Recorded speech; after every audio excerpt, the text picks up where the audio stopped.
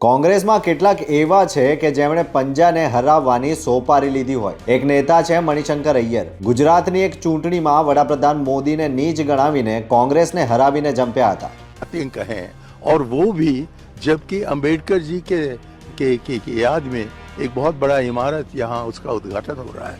मुझको लगता है कि ये आदमी बहुत नीच किस्म का आदमी है, इसमें कोई सभ्यता नहीं है। હવે એ જ અય્યરે મોદી સરકારને વણમાંગી સલાહ આપી છે કે ભારતે ઓપરેશન સિંદૂર બંધ કરીને પાકિસ્તાન સાથે વાતચીત શરૂ કરવી જોઈએ। ભાઈ અય્યર, તમને કોઈએ કહ્યું છે કે તમે ઓપરેશન સિંદૂર બંધ કરવાની માંગણી કરો છો? અને હા, ઓપરેશન ચાલુ રહે તો એમાં તમારું શું લૂંટાઈ જવાનું છે? શું તમે પાકિસ્તાની છો? તમારી સરકાર હતી ત્યારે આવા ઊટપટાંગ નિવેદનો કરીને પંજાને વિરોધ પક્ષમાં લાવ્યા અને હવે કોંગ્રેસના ઉજળા સંજોગો તરફ રાહુલ લઈ જઈ રહ્યા છે ત્યારે તમારા જેવા કેમ આડે આવી રહ્યા છે ભલા? બીજા છે શશી થરૂર, મોદીના ભરપેટ વખાણ કરે છે। ત્રીજા છે દિગ્વિજયસિંહ, એક ફોટો શેર કરીને મોદી પર વારી ગયા, ઓવારી ગયા કે વાહ મોદી કેટલા નમ્ર છે કે મોદી અડવાણીના પગ પાસે બેઠા છે। પણ પછી અડવાણી ક્યાં ગયા એ તેમને ખબર હશે જ। કોંગ્રેસે દિગ્ગી રાજાને 2 વખત મુખ્યમંત્રી બનાવ્યા છતાં વાહ મોદીજી વાહ કહીને કેસરીઓ ખેસ પહેરવાના અભરખા જાગ્યા છે। દેખો રાહુલ ભૈયા, જ્યાં સુધી તમારી પાર્ટીમાં અય્યરો, શશી થરૂરો અને દિગ્વિજય સિંહો